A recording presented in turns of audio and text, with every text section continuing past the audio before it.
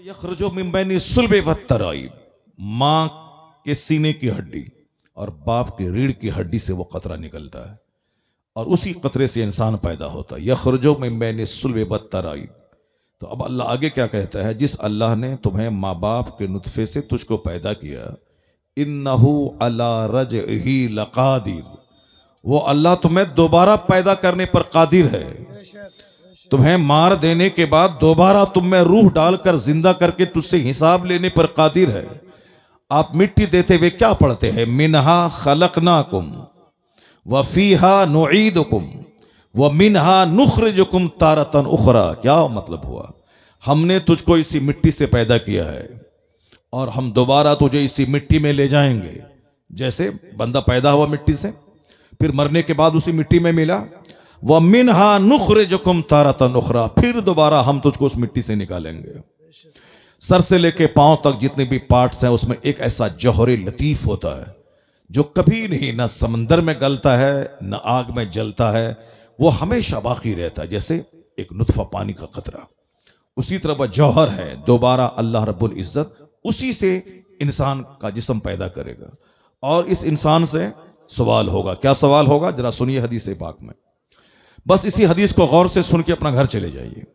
अगर आपको लगे कि एक दूसरी हदीस और मैं सुन लूं तो आप मुझको कहेंगे, मैं सुनाऊंगा। जुमा का खिताब, ईदैन का खिताब, निकाह का खिताब, ये सारे खिताबात इसीलिए हैं ताकि लोगों के खुश्क दिलों को तर किया जाए, मरे हुए दिलों को दोबारा नई जिंदगी अता किया जाए।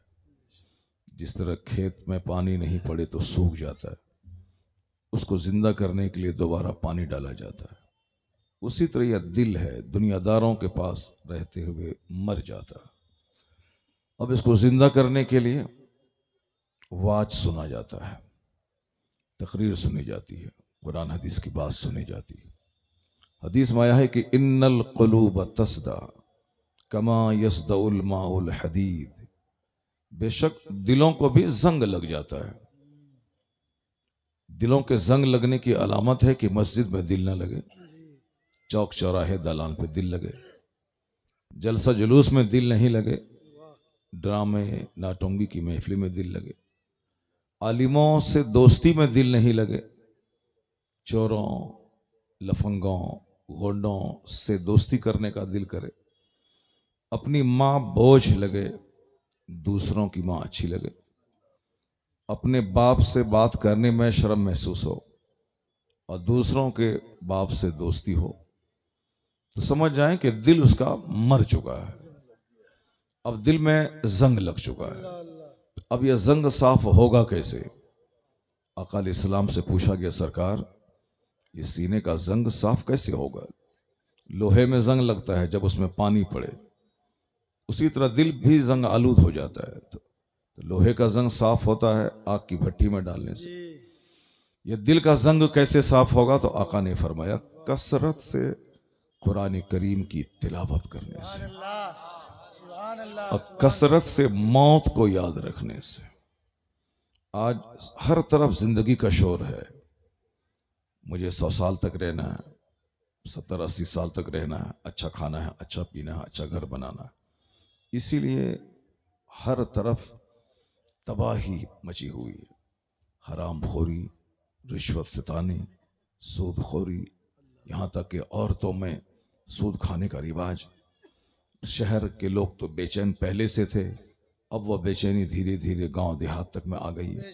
सारे लोगों के दिमाग में एक ही जुनून है कि कैसे पैसा कमाएं, कैसे घर बनाएं, कैसे दूसरों से बेहतर खाएं, कैसे दूसरों से अच्छा कपड़ा पहने। अच्छे अखलाक बनाने का जुनून नहीं है। वो तहज्जुद नहीं पढ़ता है तो मैं तहज्जुद पढ़ूं, वो नमाज पंजगाना अकेला पढ़ता है तो मैं जमात से पढ़ूं, वह रोज़ाना 1000 दरूद पढ़ता है तो मैं 5000 बार दरूद पढ़ूं, वह रोज़ाना 1000 रुपये खैरात करता है तो मैं 2000 रुपये खैरात करूं, वह रोज़ाना कुरान पाक के 3 पारे पढ़ता है तो मैं 5 पारे पढ़ूं। तो ये सारा जुनून नहीं है। जुनून यह है कि वह रोज़ाना मटन खाता है तो मैं भी रोज़ाना मटन खाऊं। वो अपने बेटे की शादी में 50 स्कॉर्पियो लेके गया है तो मैं 70 स्कॉर्पियो लेके जाऊं। उसने अपने बेटे की शादी में बुलेट दिया है तो अब हम 16 लाख की बाइक उसको देंगे। उन्होंने अपनी शादी में एर्टिगा लिया है तो मैं इनोवा क्रिस्टा लूंगा। बस एक मुकाबला है दुनिया का, खाने का, पीने का, गाड़ी का, मकान का। इसकी वजह से मस्जिदें उजड़ गई, जलसे उजड़ गए, खानकाहें उजड़ गई। जो जहां से जीवन दान, जहां से जिंदगी मिलती थी, जहां से मुर्दा दिलों को जिंदा किया जाता था, आजकल वही मराकिज सन्नाटे का आलम तारी है। वहां पे कोई जाने वाला नहीं। और जहां दिल मरते हैं वहां भीड़ लगी है। बाजारों में भीड़ है, जो बाजार सबसे बुरी जगह है। आका फरमाते हैं कि इस रुए जमीन पर सबसे बेहतरीन जगह, सबसे पसंदीदा जगह, अहब्बुल बिलाद इलल्लाह मसाजिदुहा, सबसे ज्यादा पसंदीदा जगह अल्लाह के नजदीक मस्जिद है। सुभान अल्लाह, सुभान अल्लाह। और सबसे बेहतर वह है जो सबसे पहले मस्जिद जाए और सबसे आखिर में मस्जिद से निकले। अब देख लीजिए उस सबसे बेहतरीन जगह पे कितने लोग नजर आते हैं। और आका फरमाते हैं कि सबसे ज्यादा नापसंदीदा जगह अल्लाह के नजदीक, अब गजुल बिलाद इलल्लाह अस्वाकुहा, जमीन में सबसे ज्यादा नापसंदीदा जगह बाजार है। बाजार में चूंकि झूठ बोला जाता है, बाजार में दूसरों को ठगा जाता है, बाजार में धोखा और फरेब से काम लिया जाता है, इसलिए बाजार बुरी जगह है।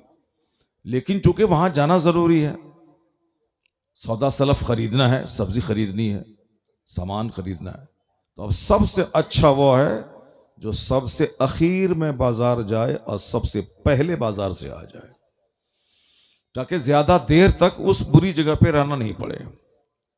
बुरी जगह का मतलब नापसंदीदा जगह, अनप्लीजेंट प्लेस।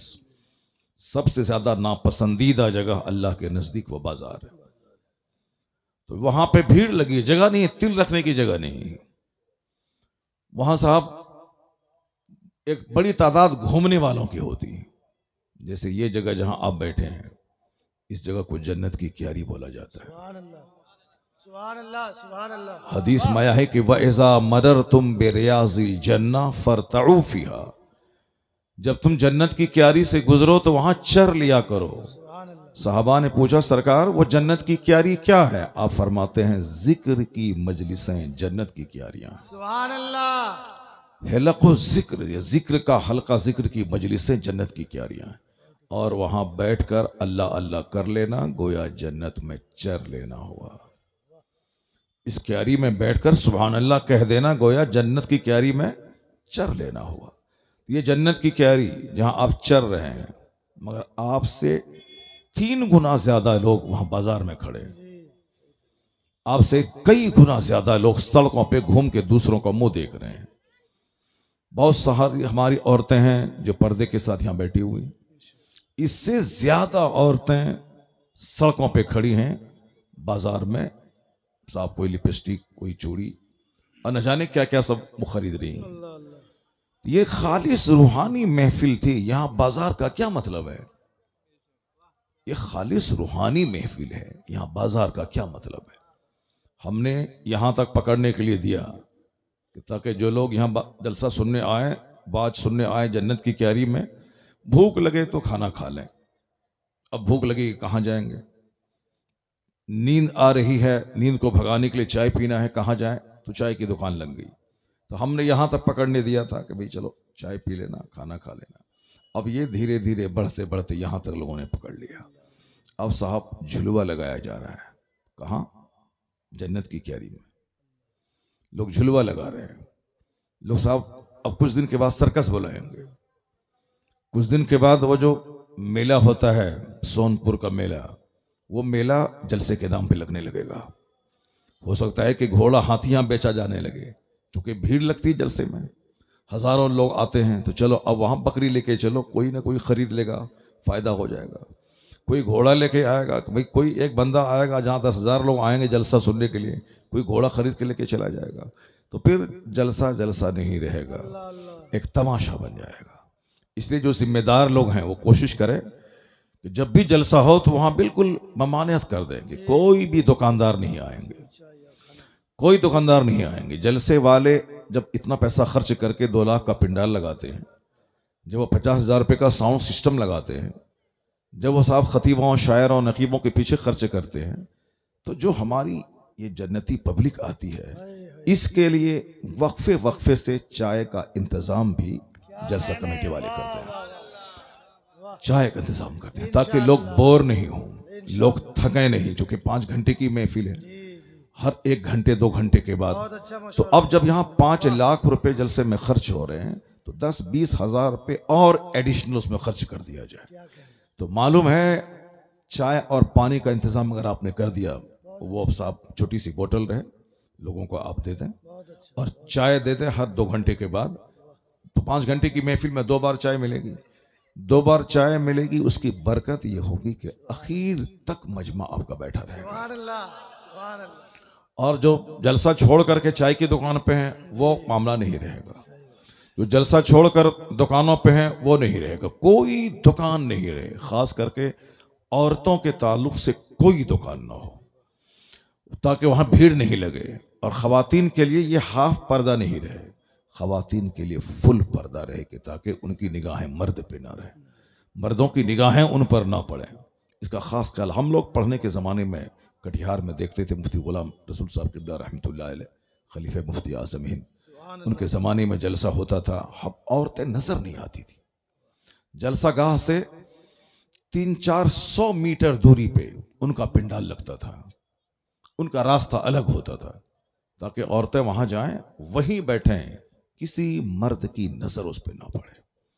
और वो जलसा हमने बहुत बार देखा, और आज भी बहुत सारी जगहों पे ऐसा होता है। मगर हमारे इस जोन में वो तो गनीमत है कि हाफ पर्दा है, कहीं कहीं तो मर्दों के बीच में औरतें घुस के बैठ जाती, बस इधर मर्द बैठे हैं, बाजू में औरतें बैठी हुई। तो आखिर ये जन्नती महफिल को जन्नती महफिल रहने दिया जाए, इसको तमाशा और खेल न बनाया जाए। अहब्बुल बिलाद इलल्लाहि मसाजिदुहा, द डियरेस्ट प्लेसेस नियर अल्लाह, अल्लाह के नज़दीक सबसे ज़्यादा पसंदीदा जगह मस्जिद है। कल मर जाएंगे आप तो एक मलाल रहेगा कि जी भर के मस्जिद में नहीं बैठा, जी भर के सजदा नहीं किया। 18 साल का जवान रास्ता चलते हुए एक्सीडेंट किया, लाश के हजारों टुकड़े हो गए। अब का वो तो इंजीनियर बनना था उसको, डॉक्टर बनना था उसको, लेकिन डॉक्टर तो बन नहीं पाया, अलबत्ता अपने अंजाम को पहुंच गया। अभी इस कोरोना का दिल्ली में वो आईएएस की तैयारी कर रहा था, आईएएस की, चूंकि इंजीनियर बन चुका था, अच्छे नंबर से पास किया था, दिल्ली में तैयारी कर रहा था। कोरोना काल में फीवर हुआ, वो रमजान के दिन में हवाई जहाज से बागडोगरा उतरा, बागडोगरा से घर आया, सांस लेने में परेशानी होने लगी, क्योंकि वो फीवर को ख़त्म करने के लिए पैरासीटामोल खा लिया, जबकि पैरासीटामोल खाना नहीं चाहिए कोरोना होने के बाद। हालांकि उसको तजर्बा नहीं था कोरोना हो गया, मगर कोरोना का फीवर था उसके पास, मगर वो खा लिया पैरासीटामोल, ताकि एयरपोर्ट पे बुखार वाले को चढ़ने नहीं देता जहाज़ पे उस ज़माने में। वो बुखार घटाने के लिए पैरासीटामोल खा लिया, सफ़र होके बागडोगरा आ गया, वहाँ से घर आया, सांस लेने में दिक्कत होने लगी, ऑक्सीजन पे चला गया हॉस्पिटल में। वहाँ से 2-4-5 दिन के बाद उसकी डेड बॉडी निकली। माँ बाप की तमन्ना थी कि मेरा बेटा डीएम बनेगा, और डीएम बन जाता, क्योंकि बड़ा मेहनती लड़का था, लेकिन डीएम तो नहीं बना, अलबत्ता वो अपने अंजाम को पहुंच गया। ये बताएं कि उस बच्चे ने जिंदगी भर मस्जिद में कायदे से 1 घंटा नहीं बैठा होगा, क्योंकि physics chemistry biology GK GS पढ़ना, उसको आईएएस ऑफिसर बनना, उसके पास टाइम कहाँ है। अगर वो नमाज पढ़ भी लेता होगा, जुम्मा की पढ़ता होगा, या 5 वक्त की पढ़ता भी होगा, तो बस जल्दी से पढ़ा, फौरन किताब लेके बैठ गया, फिजिक्स केमिस्ट्री लेके बैठ गया। तो मस्जिद में जी भर के नहीं बैठा, जी भर के दुरूद नहीं पढ़ा, जी भर के अल्लाह को सजदा नहीं किया, जी भर के कुरान पाक की तिलावत नहीं की। अब कहाँ गया? वहां गया जहां का एक दिन 50,000 साल के बराबर है। कान मिक़दारुहु 50,000 सना, जिस दिन की मिक़दार दुनियावी काउंटिंग के हिसाब से 50,000 साल के बराबर। दुनिया में तो डीएम नहीं बन पाया, अलबत्ता वहां चला गया जहां राई के बराबर कोई बुराई की होगी तो उसको बंदा देखेगा। अगर राई के बराबर किसी कोई नेकी की होगी तो वहां देखेगा। फमै यामल मिस्काल ज़र्रतिन खैरन यरा, राई के बराबर जो भी यहां आप कुछ करेंगे वो वहां देखेंगे। अगर आप अच्छाई करें या बुराई करें, सबका हिसाब होगा। ऐसा नहीं कि कोई हिसाब होने वाला नहीं है, नहीं नहीं। जो अल्लाह पानी की एक बूंद से हमें पैदा कर सकता है, जो अल्लाह माँ के पेट में 9 महीने उस बंद कोठरी में माँ का खून रोक कर मेरी ग़िज़ा का इंतज़ाम कर सकता है, जो माँ उस नाजुक जगह से, जो अल्लाह उस नाजुक जगह से मुझको इस दुनिया में पैदा कर सकता है, वो अल्लाह मेरे मरने के बाद दोबारा जिंदा कर सकता है और जिंदा करेगा और जिंदा करके हिसाब किताब लेगा। अल्लाह कहता है फलयंजुरिल इंसान मिम्मा खुलिक, खुलिक मिन माइन दाफिक यखरुजु मिन बैनि सुल्बि वत्तराइब इन्नहु अला रजइही लकादिर। अल्लाह कहता है कि आदमी को अपनी पैदाइश पे गौर करना चाहिए कि मैं पैदा हुआ कैसे हूं। आदमी को गौर करना चाहिए अपनी पैदाइश पे। एक पानी का कतरा जंप करता हुआ